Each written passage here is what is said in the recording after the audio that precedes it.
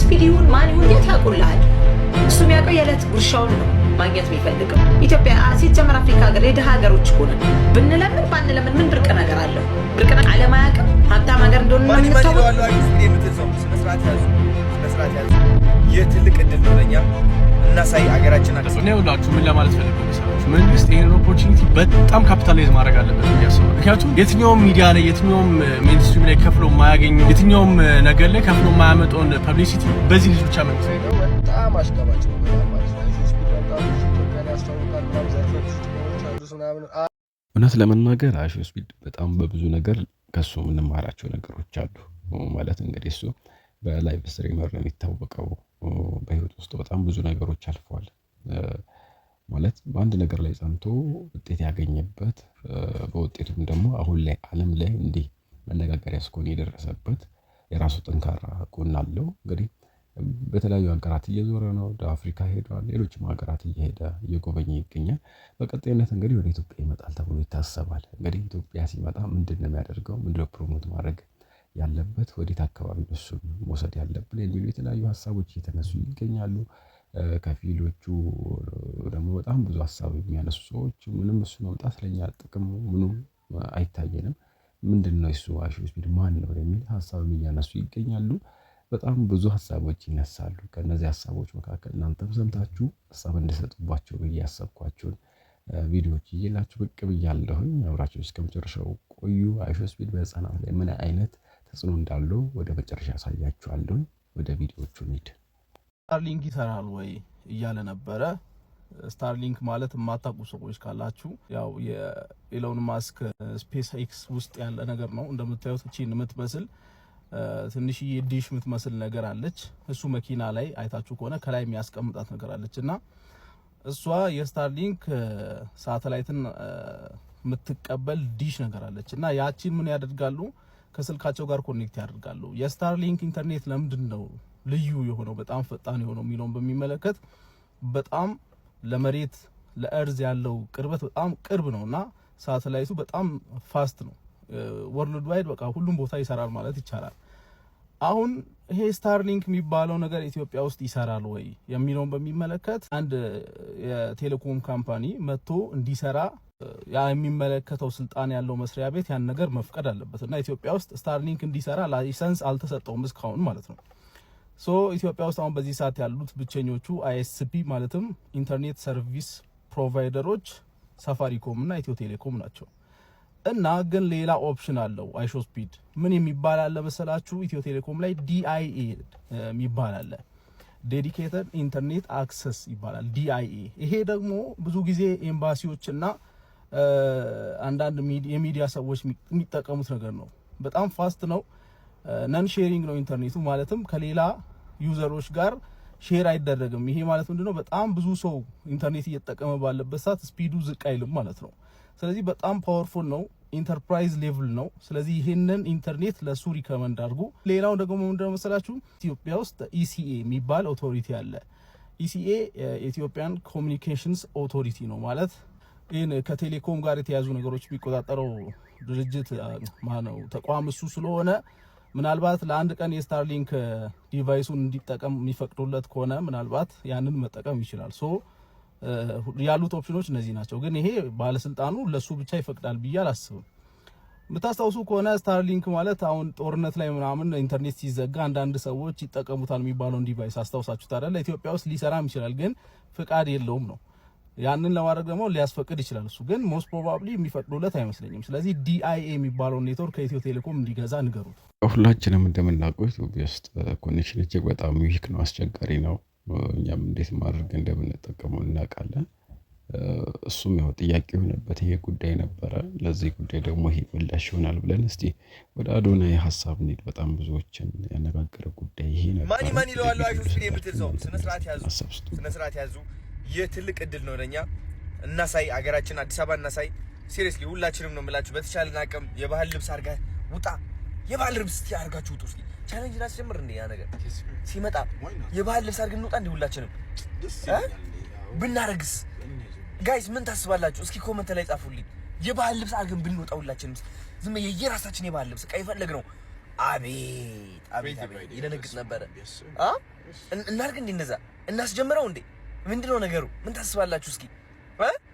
በቃ በክብር ማለት በቃ በፍቅር ይሁን በቃ የሚገርም ዘፈን ተከፍቶልን ቆጢ በቃ ይሁን ደስ የሚል በቃ ፍቅር እናሳይ እስኪ በእናታችሁ እስኪ ምን ታስባላችሁ እስኪ በእናታችሁ እንደውም በቃ የኢትዮጵያ ቱሪዝም ይሄ ዲስከስ መደረግ አለበት ብዬ አስባለሁ መጀመሪያ አፕሩቫል እናገኝ ጋይስ ፍቃድ ካገኘን በኋላ ስነ ስርዓት በተወልናበት መንገድ ተማክረን በቃ ይሄ ነገር ብናደርገው ደስ ይለኛል በቃ አዳዲስ የተሰሩ በጣም ትላልቅ ነገሮች አሉ አዲስ አበባ ውስጥ ማየት ያለበት ብዬ ማስበው አይሾ ስፒድ እንግዲህ እንደምታውቁት 24 ሰዓት ብቻ ነው ወደዚህ እየመጣ ያለውና በቃ እናሳይ እስኪ በቃ ሾው አፕ እናርግ እስኪ በእናታችሁ ሾው አፕ በኃይለኛው ማርያምን ፍላወር ይዘህ የምትመጣ ፍላወርህን ይዘህ ትመጣለህ ትበትነዋለህ ፍላወሩን በቃ በፍቅር you know ፈንዲሻ ይዘህ የምትመጣ ፈንዲሻው እልል እየተባለ በቃ በቀውጢ በቃ የሀበሻን ልጁ አዎ በቃ ቄጤማ ይዘህ መጥተህ ለራሱ ቄጤማ ታደርጋለህ ለምን መሰላችሁ ሪስፔክት በቃ ሪስፔክት ታሳያለ ኢንተርናሽናል የሆኑ ሰዎች ቢመጡ ወደኛ እኛ በቃ ፉሊ ዌልካም እንደምናረጋቸውና ፍቅራችን ማየት አለባቸው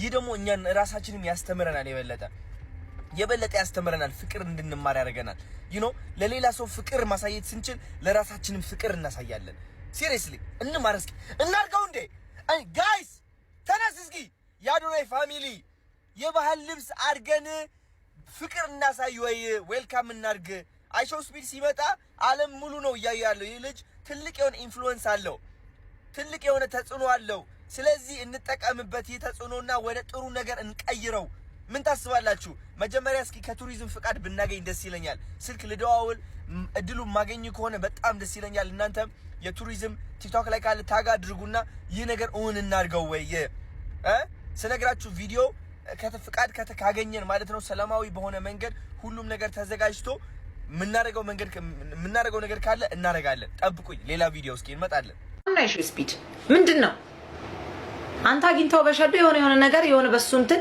የሆነ ነገር ላይ ለመድረስ ልፈልግ ይችላል በራስህ እርግጥ አሁን ላይ የተለያዩ ሀገራት የሄደባቸው ሀገራት ላይ የራሳቸውን ባህላዊ ምግቦች አለባበሶች ከተሞች ነው ሲያስጎበኙ የነበሩትና እንዲሁም ደግሞ እነዚህ ቲክቶከሮች የራሳቸውን ታላንት እያወጡ ሲያሳዩ አይነት ነገር እነዚህ የባህል ቡድን እንቅስቃሴ ላይ ያሉ ሁሉም የራሱን አይነት ነገር የአገሩን ካልቸር የሚያስታውቅ ነገር ለማስተዋወቅ በጣም ብዙዎች ሲጠቀሙበት ነበረ እኛም በዚህ ሳይድ እንጠቀምበት ካልነው ብዙ አይነት ነገሮችን ልናገኝ እንችላለን ምክንያቱም በዩቲዩብ ቻናሉ ብቻ ወደ 47 ሚሊዮን ተከታዮች አሉት እነዚህም በቲክቶክ ደግሞ በጣም ብዙ የምንላቸው ማለት ነው እዚህ ጋር አጠራርቄ መናገር ፈልገው ነገር ምንድነው አዶናይ በ4 ሚሊዮን ተከታዮች በጣም ብዙ ነገሮችን እየሰራ ይገኛል አይደለ ብዙ ተጽዕኖዎችን አምጥቷል ብዙ አይነት ነገሮች ጥሩ ነገሮችን ሰርቷል ይሄ ወጣት ደግሞ ዓለም አቀፍ ትኩረትን የሚስብ ነው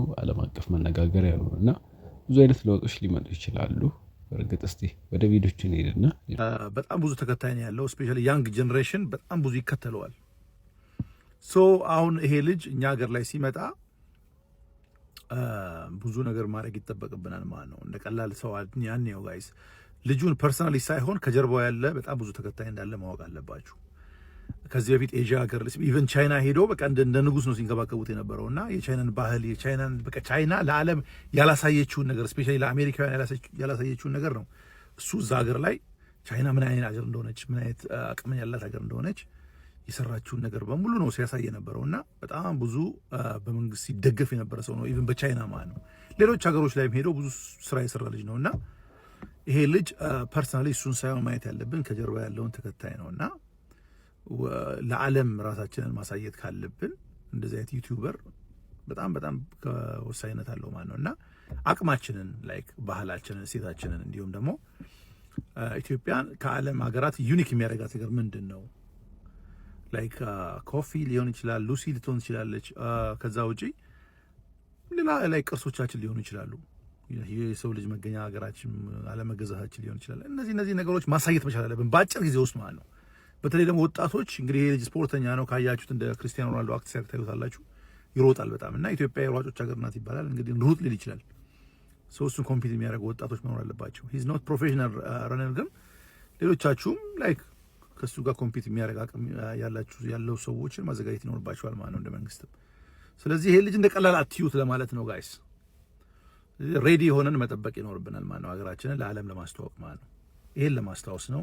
መልካም ቀን፣ መልካም አዲስ ዓመት። ለምን ይመስላችኋል አሁን ቲክቶከር ለሀገሩ የሚያስብ ቲክቶከር በሙሉ አይሾ ስፒድ የሚለው? ይሄ ነገር የሚገባው ጥቅሙ የሚታየው ሰው ብቻ ነው። አንዴ ላሳያችሁ። አሁን የምንወልዳቸው አዲሶቹ ትውልዶች ምን ያህል በኢንተርኔት እና በሶሻል ሚዲያ ምን ያህል ኢንፍሉዌንስ እንደሚሆኑ እና አርቃችሁ አትችሉትም፣ ጠብቃችሁ አትችሉትም። ምክንያቱም ቲክቶክ ሲሄዱ የሚያወሩት ያንን ስለሆነ ወደኋላ ይቀሩባችኋል። እኩል እያራመዳችሁ ልጆቹን ከቴክኖሎጂ ጋር መጥፎ ጥሩ የሆነውን ጥሩ እያላችሁ እየለያችሁ ማሳደግ እንዳለባችሁ አንዴ ላሳያችሁ። ኤልያብ አይሾ ስፒድ ኢትዮጵያ ሊመጣ ነው። ማን ነው? ምንድን ነው? ስትሪመር? ምን ማለት ነው ስትሪመር? Mom, I know him. Mom, I know him. He's a YouTuber. And then he's very bad. He said bad word. Okay. He said bad word. Thank you very much, Lydia. Mom, what day is he coming to Ethiopia? Why do you need that? I want to know what day. Like, what day? Do you like him? Yeah. Why? I want to meet him. I want to have a stream with him. Really? Yeah. Okay. And I want to... ሰምታችኋል እንግዲህ I want to have a Fortnite stream with him ይላል የኔ ልጅ። ለእናቶች ይሄ ልጅ አይመችም። ምክንያቱም እኔ አሁን ሶምሶማ ነው የምሰራው ቤት ውስጥ በቃ እንደ ልጆቹ። ምክንያቱም አንዳንዴ ቻሌንጅ የሚመስሉ ቪዲዮዎች ይልካል እና ለምሳሌ አሁን ከፒትቦል ጋር ባለፈው የለቀቀው ቪዲዮ የአሜሪካን ሀገር ያለ ፒትቦል በጣም ቬሪ ዴንጀረስ እና ዴሊቨሪ የሰራ ሰው ነው እሱን የአሜሪካ ውሾች ምን አይነት ከባድ እንደሆኑ እና እሱን ለቆ በቃ ልጄ እንትን አለ። ግን ለመናገር በጣም ትልቅ አቅም አለው። ትልቅ አቅም ማለት ነው። ምክንያቱም አገራትን ለማስተዋወቅ ቻይና እኛ ኢትዮጵያውያን አይደለንም። ቻይኖች ትልቅ ኢኮኖሚ ያላቸው በምን አይነት ሌቭል ደረጃ ተቀብሎት ሲያስተዋውቁት እንደነበረ ግልጽ ነው። ምክንያቱም አሁን ላይ አገር ማስተዋወቅ ያለንን ነገር ማስተዋወቅ በጣም ብዙ ጠቀሜታዎች አሉትና ትክክለኛ እና በደንብ እሱ ጋር እንዲደርስ የሚፈልጉ ትክክለኛ ነገሮች ላይ ብቻ ትኩረት ማድረግ ነው። እንደዚህ ዝም ብሎ አይነት ነገሮችን ከማሳየት ትክክለኛ ነገሮች ማለት ስላችሁ አገራችንን ካልቸር፣ ባህል፣ ከተሞቻችንን፣ አኗኗር ዘይቤያችን በቃ ዓለም እንዲያውቅልን የምንፈልጋቸው ነገሮች መልካም ነገሮችን እንዲታዩልን አቅም መፍጠር ይቻላልና በዚህ ሳይድ ብዙ አቅሞች መፍጠር ይቻልበት ታይም ነው እሱ መምጣትና ከዚህ አንፃር ብንረዳው የተሻለ ነው። እስቲ አንድ ቪዲዮ ተመልክተን እንመለስ። የሰው ልጅ ፍትህን ሲያጣ የሚሰማው ስሜት ይገባቸዋል ብዬ አስባለሁ። ቤተሰብ ይቺ ልጅ ማለትም ሞዴል ቀነኒ አዱኛ ህይወቷ እንዳለፈ ታውቃላችሁ። በዚህ ሰዓት ደግሞ ቤተሰቦቿ ፍትህን አጣዋል፣ በቃ ተነጥቀዋል ማለት ይቻላል። 100% ቤተሰቦቿ የልጃቸው ገዳይ ማን እንደሆነ በትክክል ማወቅና ያ ግለሰብ ኃላፊነት እንዲወስድ ነው የሚፈልጉት። ፍትህ እንዲሰፍንላቸው ነው የሚፈልጉት። በተቃራኒው እነሱ እየተጠየቁ ያሉት ደግሞ ገንዘብ እንዲቀበሉ ነው፣ በገንዘብ ዝም እንዲሉ ነው። ይሄን ነገር አባገዳስ ፍርድ ቤትስ እንዴት አይቶት ነው? እሱ ተጠያቂ አይደለሁም ማለትም እጮኛዋ ማለት ነው አንዷለም ጎሳ ለመሞቷ ምክንያት አይደለሁም፣ ገዳይ አይደለሁም፣ እጄ የለበትም ብሏል። በሌላ ሳይድ ደግሞ ለቤተሰቦቿ ካሳ ወይም ደግሞ ገንዘብ ልክፈል ይላል። እጁ ከሌለበት ለምንድን ነው ካሳ የሚከፈለው? ካሳ የሚከፍለው ጥፋተኛ እኮ ነው ወይስ ገንዘብ መክፈል ቀላል ስለሆነ ኃላፊነቱን መውሰድ ደግሞ ከባድ ስለሆነ ነው? በዚህ መንገድ ደግሞ ፍትህ ሲምታታ አይቼም አላቅም። የቀነኒ አዱኛ ጉዳይ እንግዲህ በጣም አነጋጋሪ ከሆኑ ጉዳዮች መካከል አንዱ ነበረ። እናንተስ ምን ተሰማችሁ? አሁን ላይ የተሰጠው ውሳኔ ከምን አንፃር ትመለከታላችሁ? ስለሷም አንዳንድ መረጃዎችን ይዤላችሁ ብቅ እላለሁ። እስከዚያው ድረስ ሰላም።